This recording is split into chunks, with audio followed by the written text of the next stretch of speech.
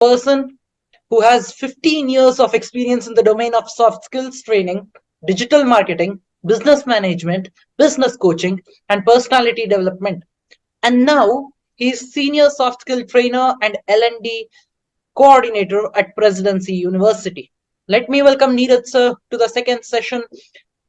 Good afternoon, sir. Good afternoon, dear. Thank you so much for inviting me for the session. Sricharan. It's my pleasure, sir. Thanks a lot for joining me in this session. Yes, dear. Thank you. Thank you. Yeah.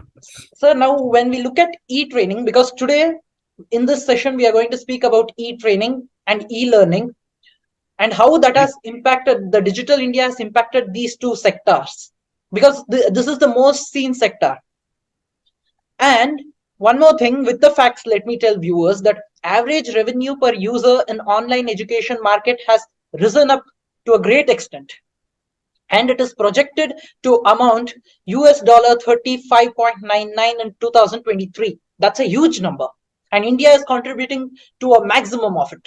Now my question, sir, to you is, how has the e-learning and training industry evolved in India with the advent of digital India initiatives, and what are the key advancements and technology driven this transformation?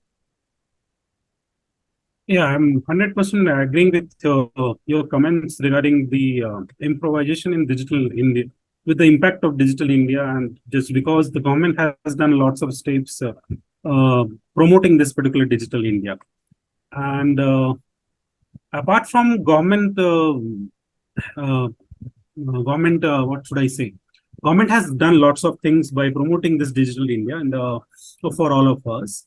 And the moment the COVID struck the entire world, that was the time when it has mushroomed like anything. Government had already done lots of steps, but the moment the COVID happened and the people of across the world, they could also realize the impact of digital India. They started using it because they didn't have any other resource to be available on online platform.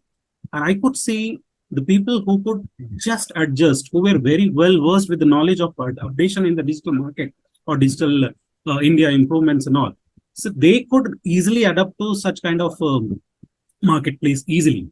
Apart from the people who could not go ahead with updation in their skill sets, we could see the people who could easily adapt to the changes which happen in the market. They could grab the market easily. And digital India, I think it has started long back when this new government came and they started promoting this concept. We have already taken that concept very positively. And the moment COVID struck, we could understand the importance of it. And I can say I have seen lots of changes in the training market, e-learning market. There are lots of friends of mine who lost the job just because of the COVID.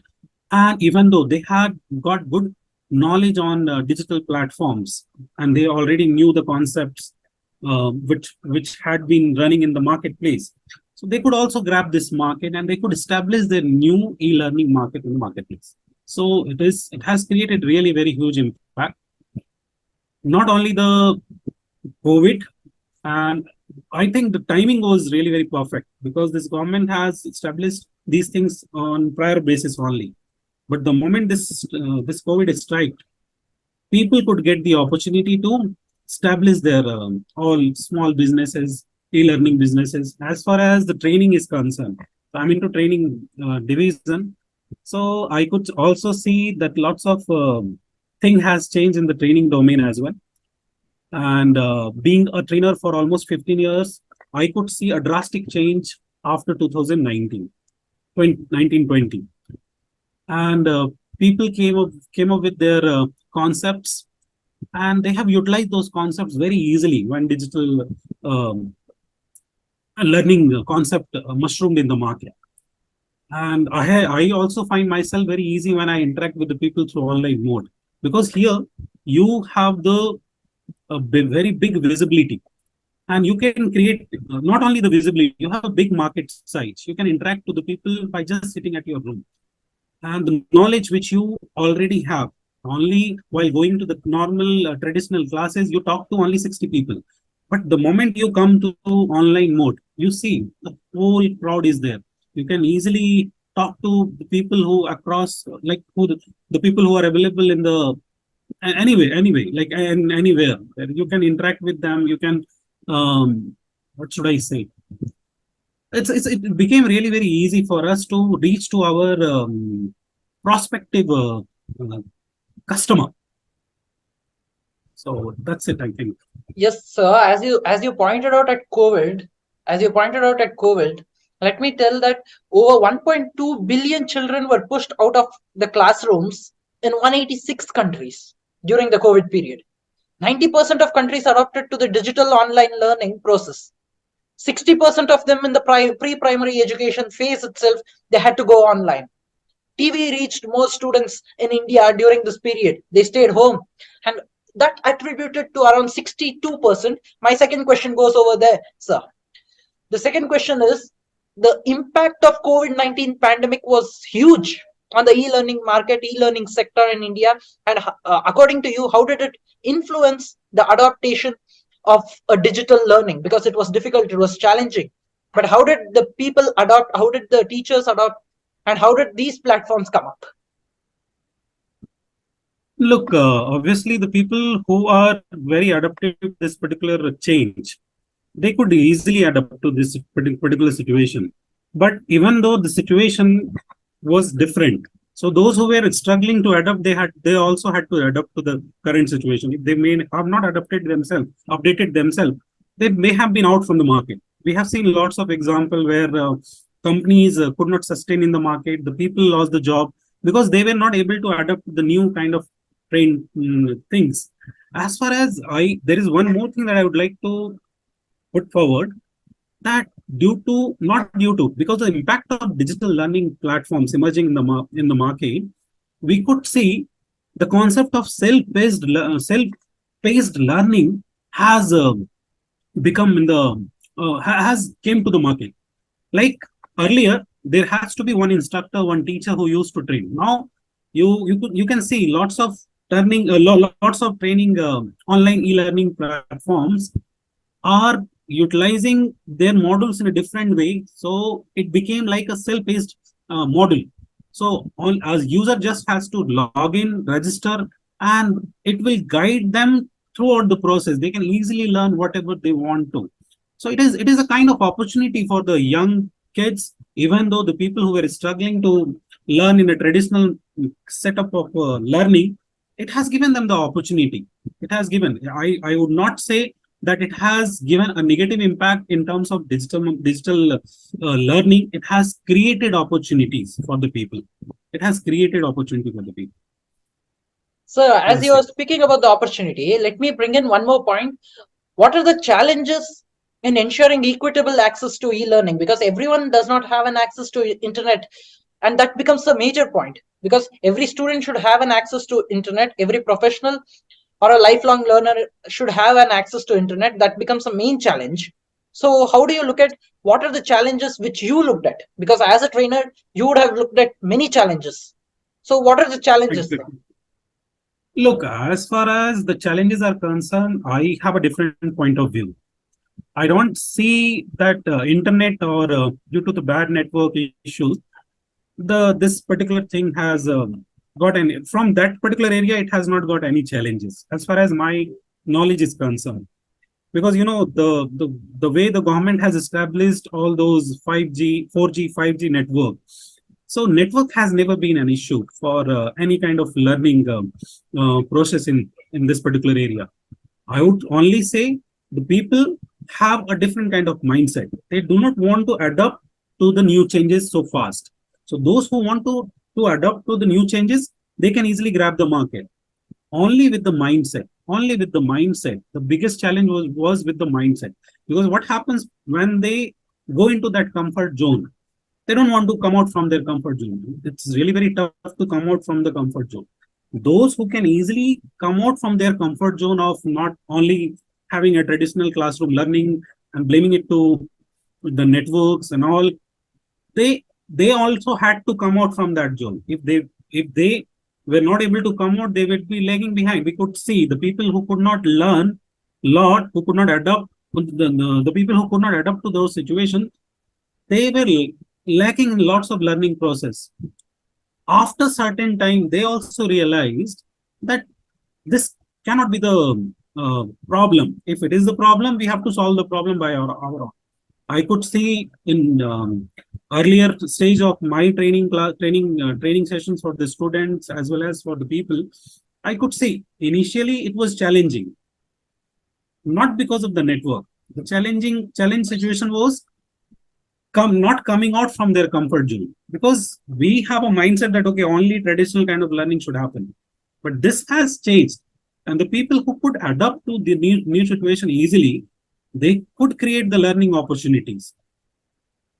And still, I could see there are few challenges in terms of digital learning.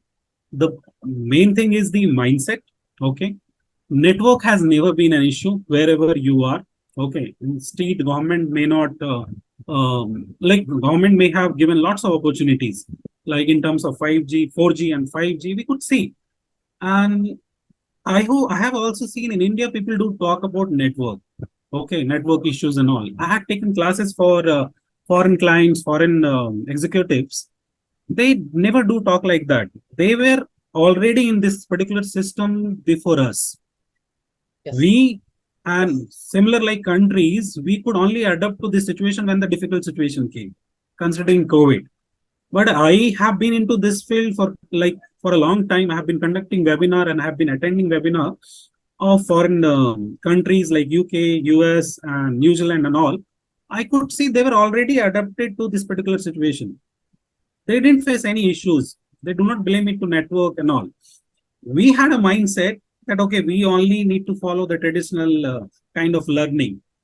So it became difficult for those people who were just into that particular domain. They never wanted to come out. Not blaming to the students or the teachers. All of us, even the parents were struggling and students were struggling. I have seen my family also, like in my family, my son was attending online classes. So all like parents, as a parent, I also used to attend, and then my wife also had to sit together with him to make him listen to the classes and all.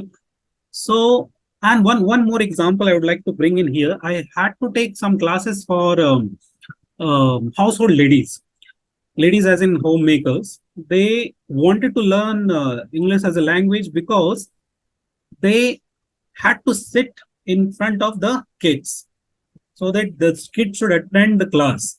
So they were learning this particular language because they were struggling with the instructions from the teachers. So they had to complete the homework, home assignment and all. And I could see also. So, and the senior citizens. So I do not see it as a challenge. I see it as a kind of learning opportunities for all section of society. Network has never been an issue, as far as my knowledge is concerned. Yes, sir. As you said about the vocational learning, that's traditional learning. I have a question right Okay, up yeah. here. E-learning, how Mhm. can e-learning and digital learning cater to the specific needs of vocational training and skill development in India? Because what I think is India lacks employability, the skills of employability, whereas India has good education, but the skill of employability is not taught. That's what I feel. Is digital training or e-learning providing that, sir? Oh, good question. Good question. It is again related with the traditional approach of providing the training to the uh, students or the making the people employable. And I would also bring out one particular, not example. As I told you, I have been into this field for a long time. I have been into soft skills and skill development division. Not only soft skills, skill development division. I worked with NSDC programs which were already running in the market. Okay. And I was thinking, as you just pointed out that point, I was also thinking that how those skill development centers will cope up with this kind of scenario, how they will. And I was really very impressed by the approach of new educators and the content creators, they have also came out in that way that they now are really very able to cater these kind of struggle, this kind of challenges.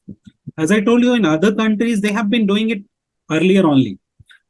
In India, only the concept, the mindset, they have been going for the traditional market, the traditional kind of learning, traditional kind of education. As you also asked about that, how they had to cater with this kind of challenges.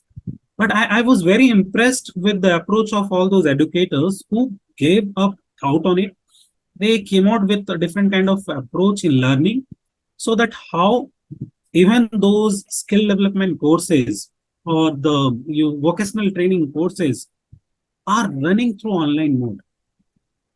As far as you know, in these days, lots of tools, lots of available resources are there where they can get these kind of learnings through online resources. Only the practical aspect is still lacking. But frankly speaking, if you compare us with other countries, they are still way ahead. I don't have any regret to say that, but I do feel like still we are not that much lagging behind. We are also copying up with this, because we Indian have a mindset like, until unless we will not be facing problem, we will not try to come out with our thinking out of the box approach. We are very much popular in bringing those kind of approaches. And I have seen industries, all those skill development institutions who were running their vocational training. I'm very much impressed. Frankly speaking, I have seen them coming out with that kind of those kind of challenges. They could also establish the different kind of learning process, e-learning process, through which they are still able to make all those trainees employable, and they're getting the job. They're getting the job. They're surviving in the market. It is all about opportunities. It is all about opportunities. I don't see it as it is still lagging behind. Until unless we are not stuck at some point, we will not force ourselves to move forward. The moment we struggle in vocational training program, that people do have a mindset that only these kind of learning can happen through practical learning. But as we people are coming up with thinking out of the box approach, we are very much popular with that. We also, I have seen, we have also our educators, our content creators in terms of designing the new course structure for coming up with e-learning in that domain for vocational training. They have successful, because you can see the job market has not gone down. Yes. In terms of vocational learning, like hospitality domain, even ITI, if you talk about all those practical learnings and all, job is still there. The companies are still recruiting people. For a time being, that was a difficult situation for the people who have already learned, who already faced those kind of situation. So that transformation was a bit challenging for the people. That I would say.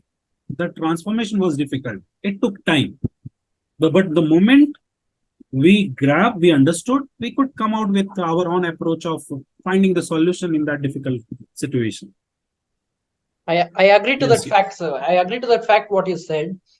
Now, my question to you is, in e-learning, one challenge which I have seen practically is that Yes, please. there's a point of credibility.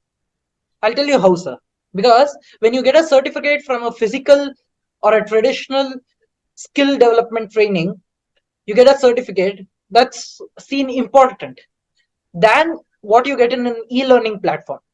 So, according to you, how do certifications and accreditations play an important role in enhancing the credibility and recognition of e-learning courses in India? So wonderful question. Wonderful question. Hmm. I would also say that was a bit challenging in the beginning. Okay, and the credibility part, still people are struggling. Okay, but I have already given you certain example, not certain example. I have already told you that in these days, industries are not only looking for the person with the certificate. They may consider the certificate, whether it is e-learning certificate or whether it is practical certificate. To get the job and to be an employable person, they are going to check your own skill sets. Okay. In an interview, it's not possible to just go with all the process and find out this person is capable of doing this job. But they have been doing it. They have they have designed their methodology of recruitment in a different way, with just for a normal with in an interview, they are able to find out all those skills. Okay, this person is capable of, even though you do have lots of certification, lots of things, but it's very easy for any recruiter to find out that how many of those certificates are credible. So they may ask certain questions to you. If you are capable enough to talk about whatever you have learned through, even though through the digital platform, if you are able to talk about those, they will be able to find out easily that this person has number of certificates, and out of those certificates, how much credible certificate he has. So I have seen people are just looking for certifications. It's good. It's good to talk about on LinkedIn and on different platforms. But when it comes to when it comes to recruitment, it comes to prove your certification, prove your those credibility. You should have a proper kind of depth knowledge. I am not talking about the person who is just looking for certificate and just going and clicking all those parameters and just highlighting one certificate. I have achieved it. If you do talk about LinkedIn itself, achieving one certificate in LinkedIn, it's not so easy. Yes. Even though simple SEO certification, any digital marketing certificate, even DevOps certification, it's not so easy. You just cannot just go and jump to the question and then answer the question. It's not so easy. It has lots of things through which it checks your credibility, that this person is capable of getting this certificate, then only this person should get. But there are other platforms, other training institutions which are doing it like that. But as far as recruiters are concerned, as far as these employers are concerned, they're well aware about this. They do have their own way to find out the best suitable candidate and checking the credibility of any certification and any person. So Yes. next question, as you spoke about the e-learning, the certification part, one fact which everyone says is that as e-learning is evolving up, the traditional educational institutions are going down. So my question to you is, how can e-learning platforms collaborate with traditional educational institutions to complement classroom learning also and offer a blended approach in the learning solution? That is required. That is required in these days. How these e-learning platforms can have the better collaboration with learning institutions who are running their traditional form. There were few gaps like 2020-21 when these institutions have got very less number of admissions, because the importance of e-learning mushroom like anything, and all these e-learning platforms have got number of admissions. But I could see for last 2 years, 2022 and 2023, which is going on, I have seen there is a kind of a very drastic, not drastic, I should say, a good change for all these technical institutions. They have increased the number of admissions. This year, it is like going anything. Like it's very huge. In most of these colleges, technical institutions, and all these MBA institutions and all, professional and technical both, their number of admissions has increased because the market has opened. So, and just because of that, those e-learning platforms which thought that our only e-learning platform will be always mushrooming like that, they also have got a kind of sense of fear that we may not be existing in the market. So that made them convinced that, okay, we are also supposed to come forward and we need to collaborate with these running institutions. And which they have already started. Our university also has got lots of collaboration with learning platforms. Similar like our university, there are lots of universities and colleges they're coming up with. So it's a collaboration, both the technical and the e-learning. Both are technical, means traditional approach of learning. We should not blame it. We should not say traditional. It's a usual form of learning. As you also talked about blending of all these two things. So we have seen when these practical kind of learning was lacking behind, they have updated with the current on that time with the e-learning. Okay, they have updated themselves so fast. They had to adapt to the situation. Similar like now, because of because of the number of admissions has increased in most of the institutions for technical educations in physical mode, these BTech institutions, MBA institutions, e-learning has now e-learning platforms have to adopt, which they have been doing. Without collaboration, they cannot do. So we have seen lots of example where the e-learning platforms are upcoming and collaborating with institutions. That has to be there until unless you everything relates with adaptation, dear. So Yes, sir. until unless you do not adapt in the market, for me, like I as a trainer also, I have been talking about this to my students, my colleagues also. If you do not adapt to the current changes, you will not be able to survive. It's a survival. You have to survive in the market. If you would not adapt to the marketplace, to the current change, if you do not do any changes in you, you will not be able to survive, because you are going to talk to the people who are updating themselves in the market very fastly. I'm talking about the current generation, Gen Z. They have been updating like anything because they have lots of things to do. They have self-paced learning models where they do not require any particular trainer or teacher to teach them.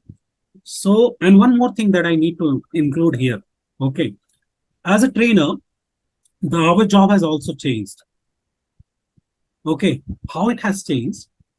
Now we are supposed to transform ourselves to instructor or facilitator. If a trainer says that, okay, I'm a trainer only, no, we are not a trainer now. We are changing our job now. We are becoming like facilitator or instructor. That's what is the current generation needs in these days. Okay, I have seen people like as an instructor, as a facilitator, because the student in these days are having different kind of mindset. They are also getting lots of informations.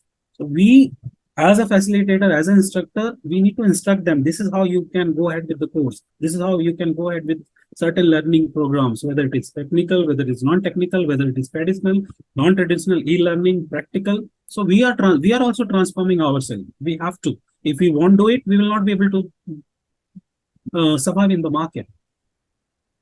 Yes, sir. Yes, Yes. sir. And as you said, the blended learning should come in. My last question to you is, sir, this is a bonus question and out of the box question. This is, as a Okay. trainer, you would have spoken with a lot of recruiter. My question to you is, a lot many people say that this is a recession period. Getting job in this period is too difficult. What do those recruiters tell you about? As in what, like, can you just repeat your question here? I could not get it clearly. Sir, the point is, during this period of recession, many of the people say that Mhm. getting a job is difficult. But you speaking with recruiters, what do those recruiters tell you? Is it difficult or is it the same? Uh, yeah, we have been talking to the recruiters as well, and we could see the market has changed a little bit. Okay, because of the recession in the market, but still they're looking for skilled people. Okay, they say that okay, we right now we do not have exact demand, and we do not have a big demand. We do have earlier we had 500, 600 kind of requirement. Now we do have 200, 300. But even though we do require 200, 300, we need skilled people. That those who are already having quite good experience in terms of skill, not in terms of certification, in terms of course completion, in terms of skills, whatever learning you may have done through online platform or technical or traditional platform, you may have gained certain knowledge. If you are capable of talking about that, if you are capable of showing those thing in front of us, we are going to recruit you. And thanks to the Indian government, that recession has not impacted Indian government to a great extent. Even we could see lots of um, layoffs and all. But for last 6-7 months, they are coming in the market, they're recruiting, they're paying high packages, and they're coming up with their requirements, because the market has, market has always a tendency of going up, going down and all. So it's a situation. Now we have seen that improvement, and yeah, I have already said about recession. It has not impacted India to a great extent, only with e-learning. Those institutions we have seen that they have got less recruitment, they have laid off also. But as I told you, that they are also supposed to transform themselves. Now the numbers of admission has increased in institutions and colleges. It means demands are also supposed to come, and it will come in the market. So they are not worried about such kind of things. Yes, sir. Thanks a lot, sir. Thanks a lot for joining me in this edition. Thank you, sir. It was pleasure speaking with you, sir. Thank you, dear. Thank you so much. It was pleasure interacting with you. You have asked wonderful questions also. Thank you, sir. Thank you. Thank you so All much. the best, sir, for your future too. Thank you, sir. Same to you, dear. Thank Thank you. you. All Thank the you, best. sir. Thank you.